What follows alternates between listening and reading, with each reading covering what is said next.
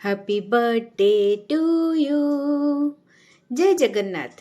आज प्रवीणास heritage kitchen channel रो 2 वर्ष पूर्ति उपलक्षे आज मोर ए बनाना चोको केक आपण मानक पई। जदि आपण केक तैयारी करबा को चाहउछंती बिल्कुल भी ओरिड न होई ए रेसिपीटी देखंतु। किछि भी ओवन दरकार नाही, सिंपल नॉन स्टिक पैन रे ए सुंदर फ्लफी केक टी मु तैयारी करिछि। आउ डेरी न करी आमे हमर ए केक रो रेसिपीटी देखिदबा। ता पूर्व जदि चैनल को सब्सक्राइब करना ताले सब्सक्राइब कर नियंतु, बेल आइकन को प्रेस कर दियंतु, जहाँ द्वारा मोर न्यू न्यू वीडियो रो नोटिफिकेशन आपणक पाखरे शीघ्र पहुंची जिवो।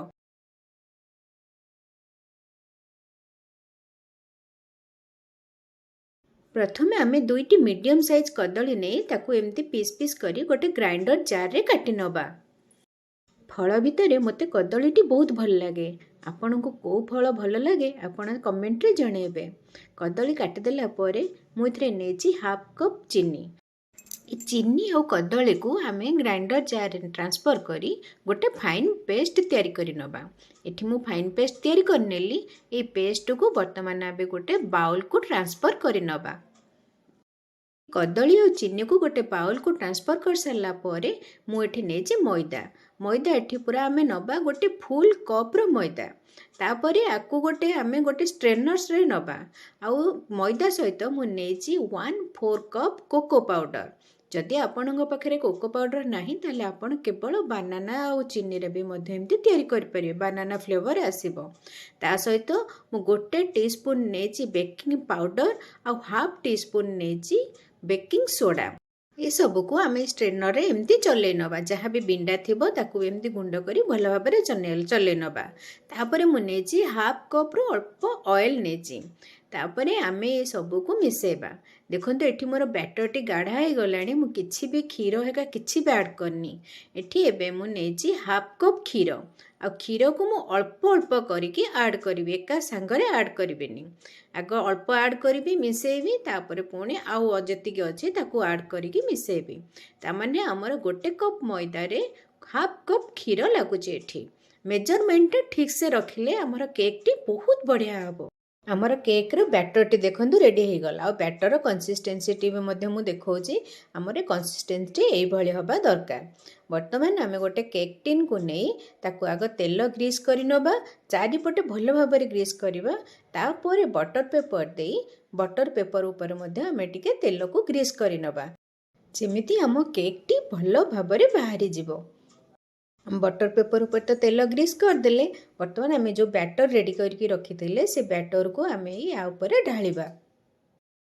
सबू बैटर ढाली सारा पर आमे टिके नाकु केक टिन को ए भली आमे टैप करनबा, जेमती भितरे किछि भी बबल्स थिबो सब बाहर आ जिवो। आम बैटर टी सेट हो जिवो।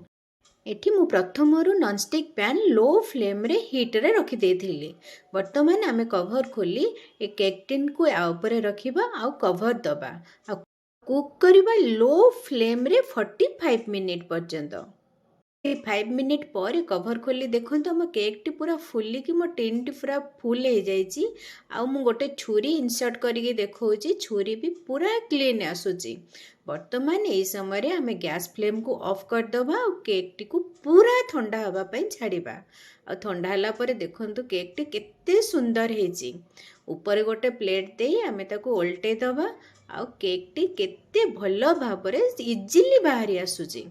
बटर पेपर को बाहर करी मु आपन को देखौची मोर केक टी को भलिया हेची, केते सॉफ्ट केते कलरफुल आउ बानाना रो फ्लेवर।